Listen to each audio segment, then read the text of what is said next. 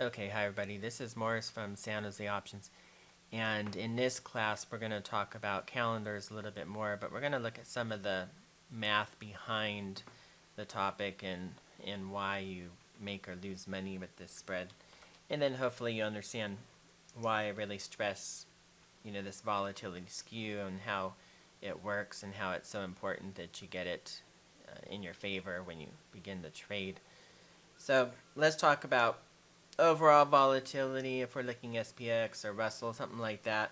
A low vol, maybe about 20. It gives you some premium, but maybe it's not so volatile that the underlying is moving around an awful lot.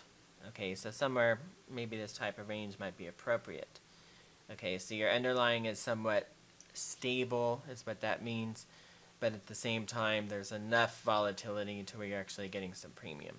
Okay, so next let's look at the numbers here.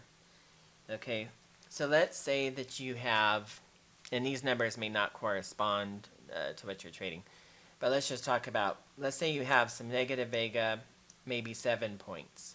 Okay, so it'd be a tiny trade, but just keeping the math simple. So let's say you have negative 7 Vega in the front month because you sold some contracts. Okay, so your short contracts have a negative Vega, your long contracts have a positive Vega.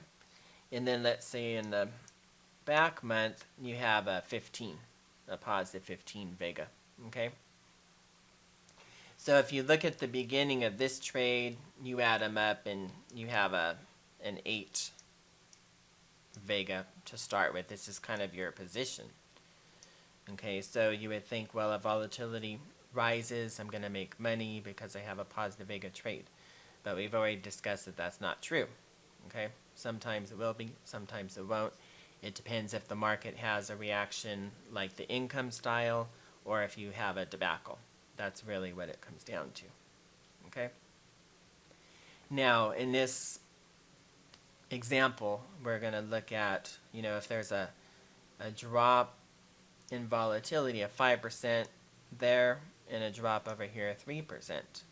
Okay, so if this is your Vega position, then when you just do the basic math, you have the 7 times the 5 and you're looking at a $35 profit.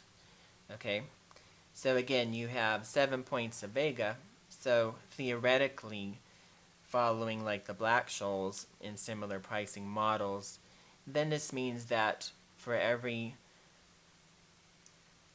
1% of your volatility increase, you would lose $7. And the opposite is true for every 1% drop in volatility. Then since your Vega is negative, you're making $7. Okay, so here, if the vols drop 5%, you're looking at a $35 profit. Okay, now when you look at the back month, again, because they don't follow each other exactly, and again, it depends how far on time it is, how close they are together. What if you're doing weeklies and they're only a week apart, so they're just kind of moving, hand in hand. But what if you have a month between the contracts, or 2 months? Then it's going to be a different reaction. Okay? So in this episode, let's say you had a 3% drop, you have 15 points of Vega.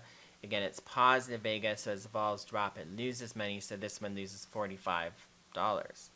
So overall, when you have all this coming into your trade, let's just say it loses about $10.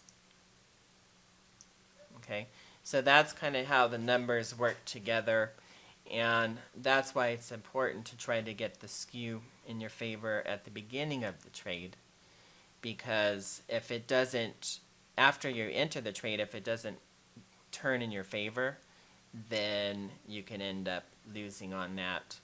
So again, try to get the skew the best you can when you start that particular trade, and then that way over time hopefully you'll get a volatility change that makes sense for your trade, and then you don't have the $10 loss. Instead, you might have a $10 win.